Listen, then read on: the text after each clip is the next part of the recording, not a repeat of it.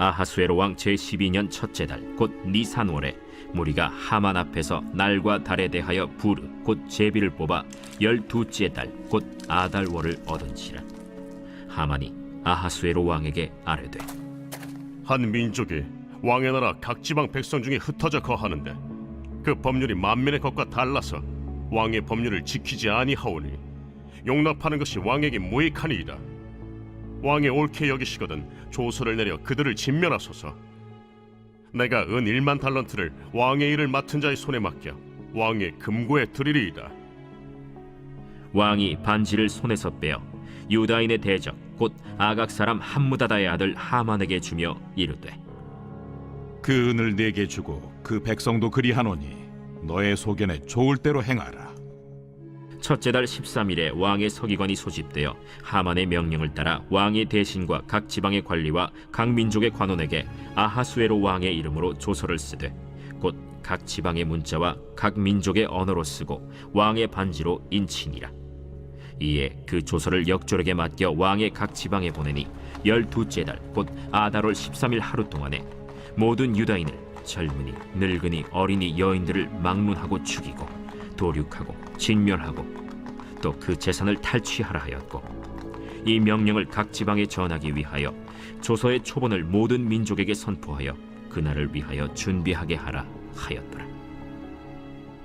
역졸이 왕의 명령을 받들어 급히 나가매 그 조서가 도성 수산에도 반포되니 왕은 하만과 함께 앉아 마시되 수산 성은 어지럽더라.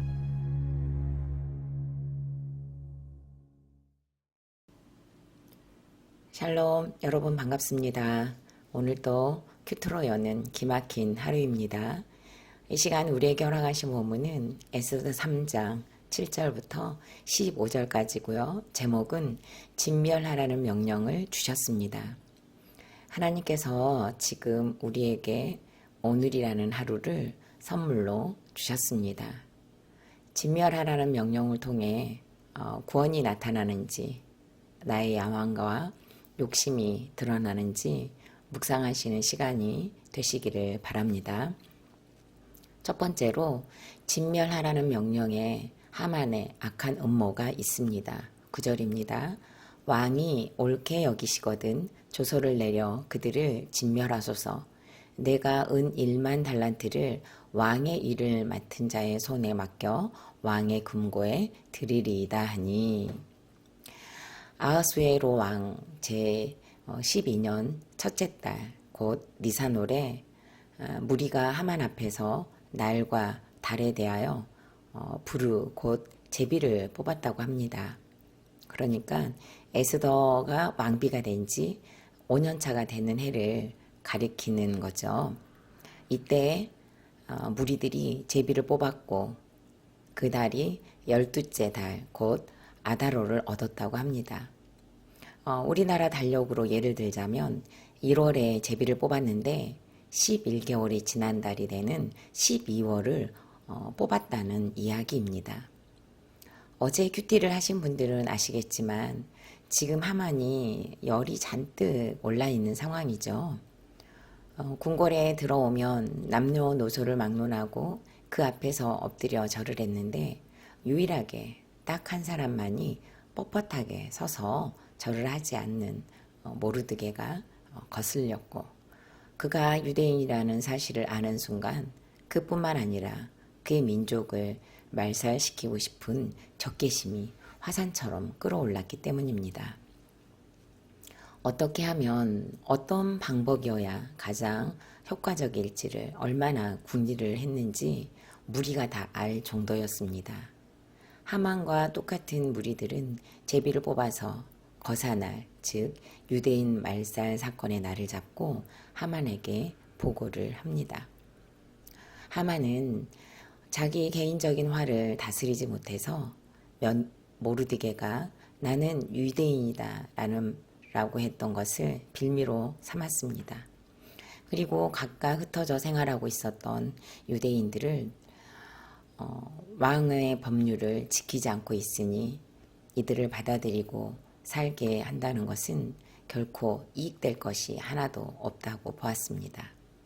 그러니까 왕이 옳게 여기시면 조서를 내려서 진멸하라고 하면서 대신 은 1만 달란트를 왕의 개인 금고에, 그러니까 왕의 사유재산을 모아두는 창고에 넣어주겠다고 합니다. 돈을 좋아하는 왕이라는 것을 알고 은을 1만 달란트를 줍니다. 여기에서 은 1만 달란트는 약 340톤 이상이었고요. 그 당시에 페르시아가 1년간 걷어들이고 있는 세금의 65%가 되는 막대한 금액이었다고 합니다.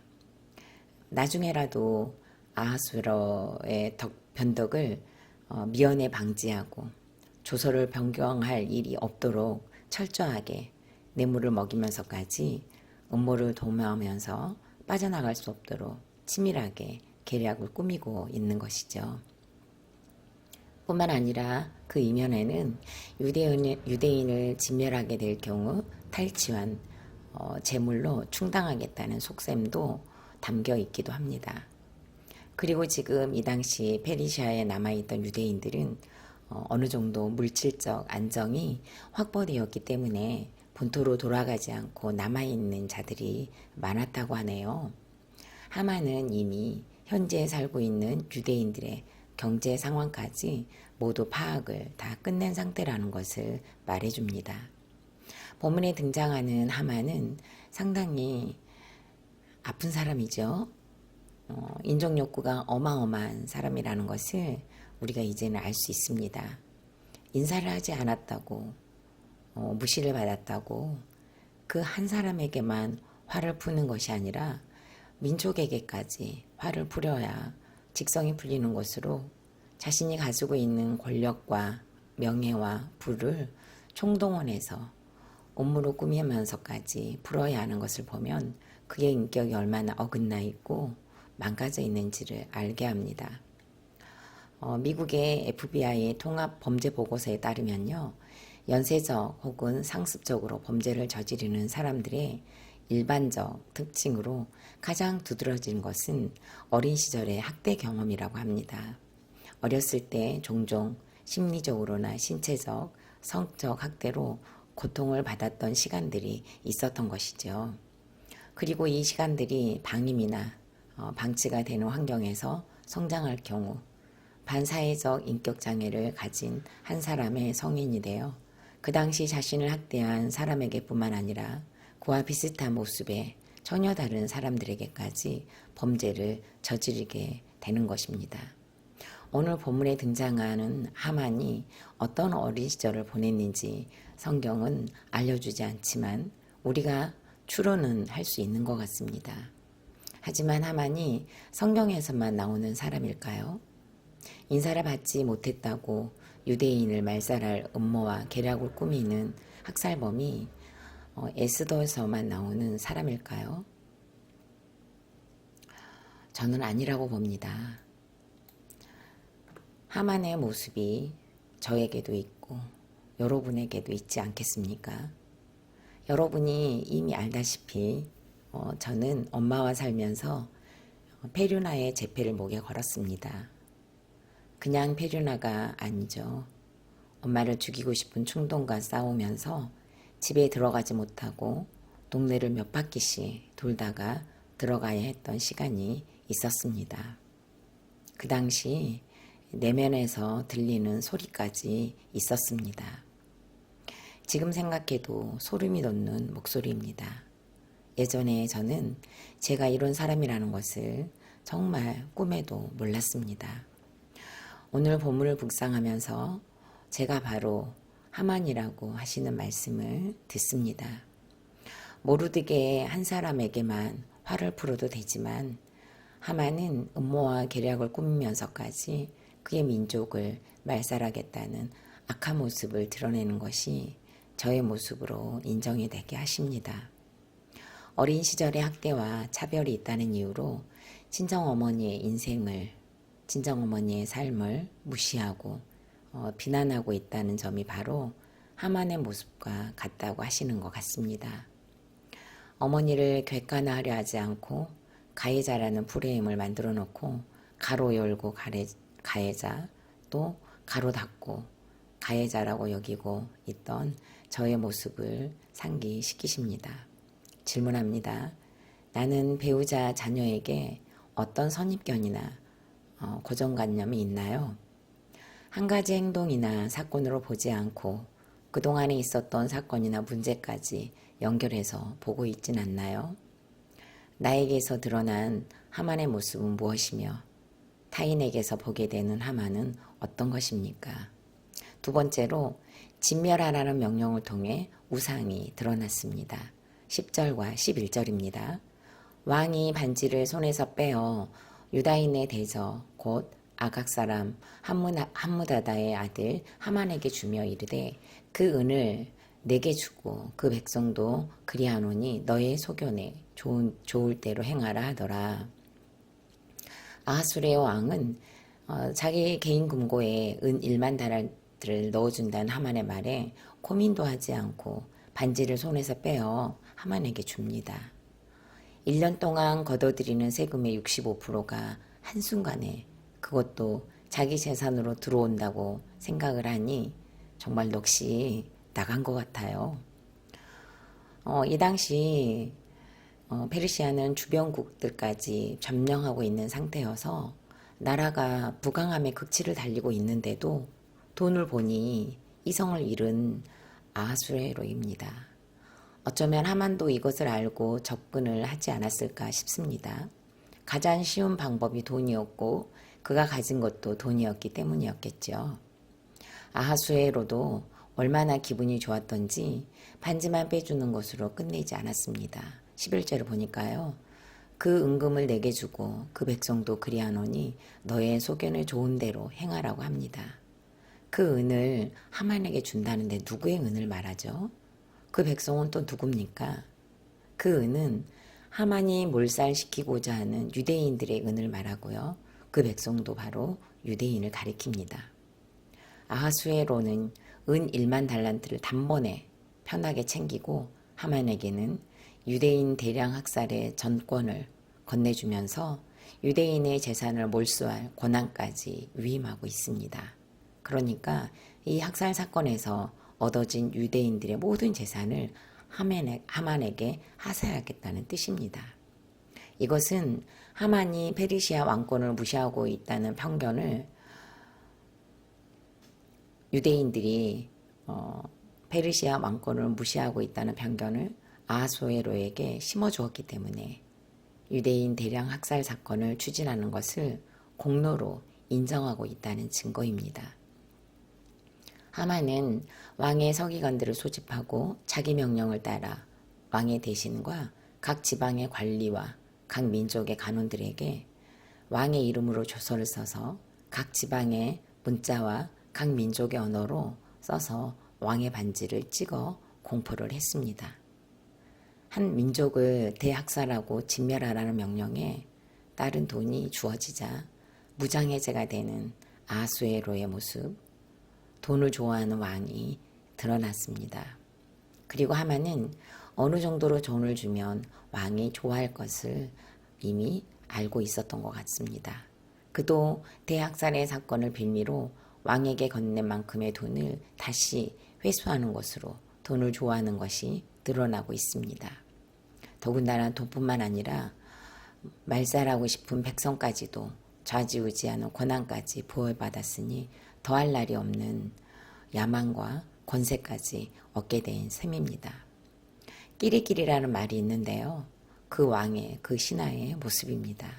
무엇을 좋아하는지 무엇을 위해 사는지 왕과 신하의 우상이 진멸의 사건을 통해 이렇게 드러났습니다. 5월 마지막 주에 목자 나눔에서 말씀도 좋지만 이 정도는 있어야지 이 땅에서 살아가지 하면서 내가 방패 삼는 것은 무엇입니까? 라는 질문에 대부분의 목자님들께서는 돈이라고 대답을 했습니다. 어느 목자님은 300억이 있으면 집, 교회를 왔다 갔다 하면서 신앙생활을 잘할 것 같다고 하셨고 100억이 있으면 마음 편하게 살 수 있을 것 같다고 나눠주시는 목자님도 계셨습니다. 저희 목장에서는 이 문제를 가지고 나눴을 때 홀로 생활하시는 집사님께서 매월 200만 원의 수입이 있다면 생활에 불편함이 없을 것 같다고 하셨고, 노후를 보내고 계시는 권사님은 150 정도만 되면 좋겠다고 하셨습니다.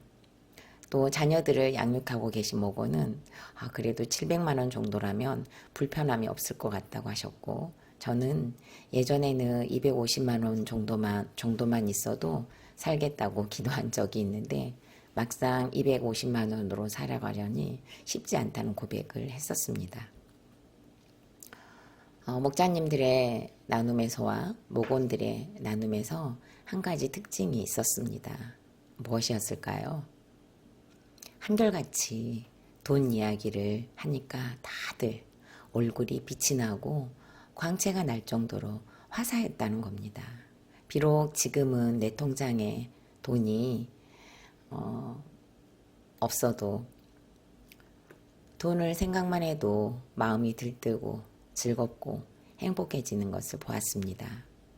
사람이라면 누구를 막론하고 돈은 우상인 것 같습니다.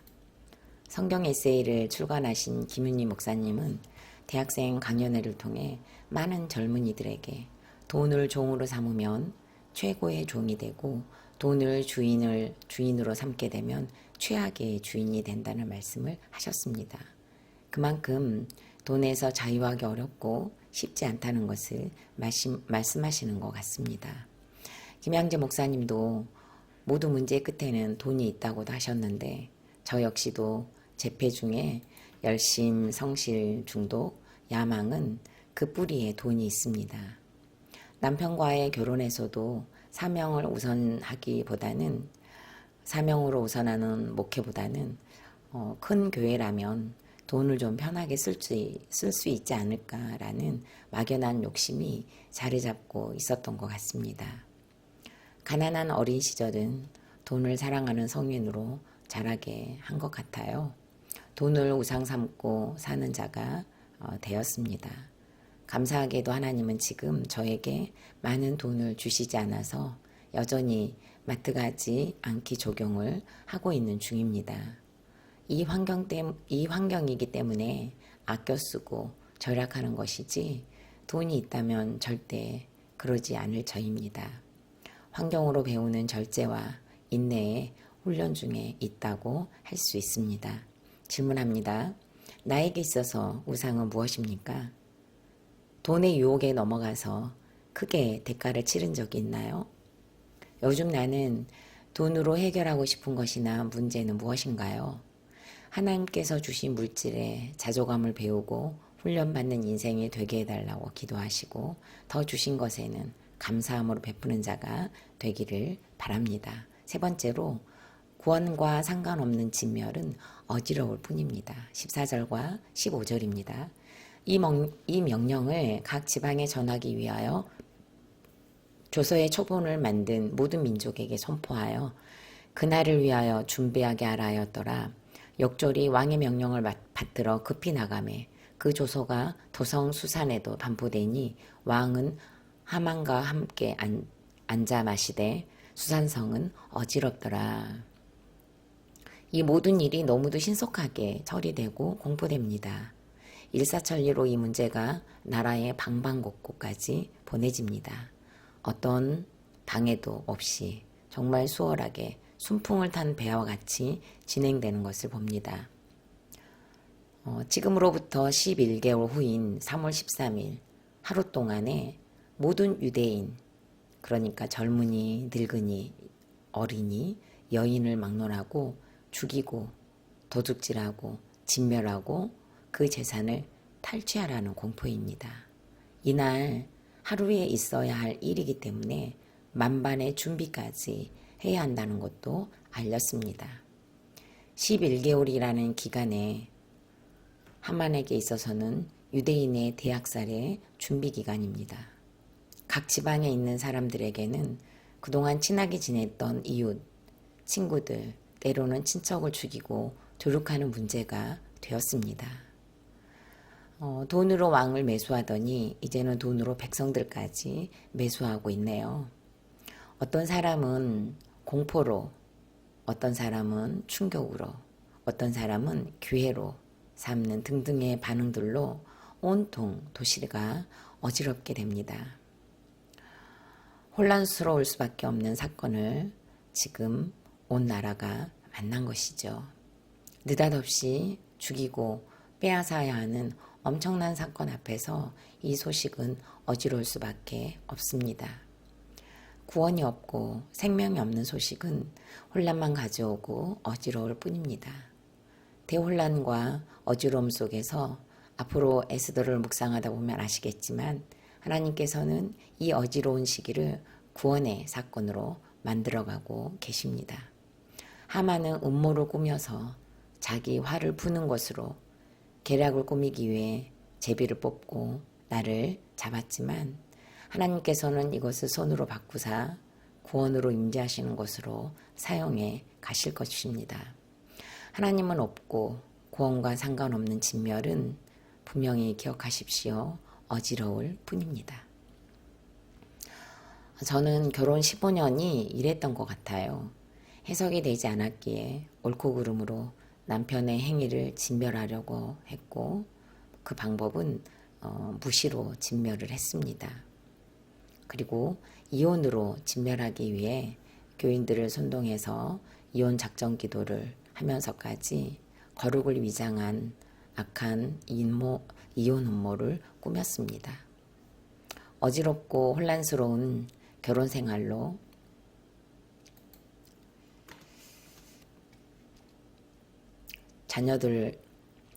자녀들도 상처로 어지러운 어린 시절을 보내야 했던 것 같습니다. 그러다 보니 아들은 집을 나가야 마음이 편하고 딸은 집에만 있어야 마음이 편한 극단적인 모습으로 어지러운 감정의 상태가 나타나고 있는 것 같아 참으로 회개가 지속되는 것 같습니다. 질문합니다. 나에게 있어서 가장 어지러웠던 시간은 언제입니까? 나에게 신속한 것은 무엇이고 게으른 것은 무엇인가요? 어지럽고 혼란스러운 시기를 보내고 계시면 구원에 집중하는 계기가 되기를 간절히 기도하는 우리가 되기를 바랍니다. 마지막으로 6월 11일 보석상자입니다. 우리에게 돈이 많고 권력이 있으면 악이 드러나기가 어렵기에 자기 스스로도 믿음이 좋은 줄 알고 착각하며 삽니다. 가난하기 때문에 자신의 악한 모습을 직면하게 되고 가난하기 때문에 경건을 이익의 방도로 보게 됩니다. 이렇게 자신의 악을 직면하면서 고통하기에 가난한 자가 복이 있습니다. 아멘. 다 함께 기도드리겠습니다. 살아계신 하나님, 오늘도 우둔하고 어리석은 저에게 그리고 우리에게 말씀을 주셔서 감사드립니다. 하만의 모습이 다른 사람이 아니라 바로 저의 모습임을 인정케 하십니다. 어린 시절의 상처와 피해의식에 갇혀 친정어머니의 삶을 송두리째 폄하하고 무시하는 저의 모습은 하만과 다를 바가 없습니다. 그동안 공동체에 쏟아냈던 피해의식의 말들은 저의 음모였고 계략이 많습니다. 그래서 저는 페루나가 맞습니다. 악한 저를 용서하여 주옵소서. 돈을 우상 삼았기에 돈을 주시지 않는 하나님의 섭리가 100% 옳습니다. 구원과 상관없이 남편을 옳고 그름으로 정죄하고 무시했던 결혼 생활은 어지러움과 혼란뿐이었습니다. 제 삶의 결론으로 자녀들이 어지럽고 혼란의 감정으로 살아가고 있으니 구원과 상관없이 살았던 시간을 용서하여 주셔서 지금부터라도 구원의 가치관과 시선으로 자녀들 앞에서 하루하루를 살아내게 하여 주옵소서. 진멸할 것들을 진멸하는 하루가 되게 하시고 구원을 위한 사명의 길에서 우상을 무너뜨리는 오늘이 되게 하여 주옵소서. 이 땅의 가정들을 지키시고 보호하시며 예수 그리스도가 살아있는 가정들로 삼아주셔서 모든 세대 간에 오직 그리스도만, 오직 구원만 남게 하여 주옵소서. 예수님의 이름으로 기도드립니다. 아멘.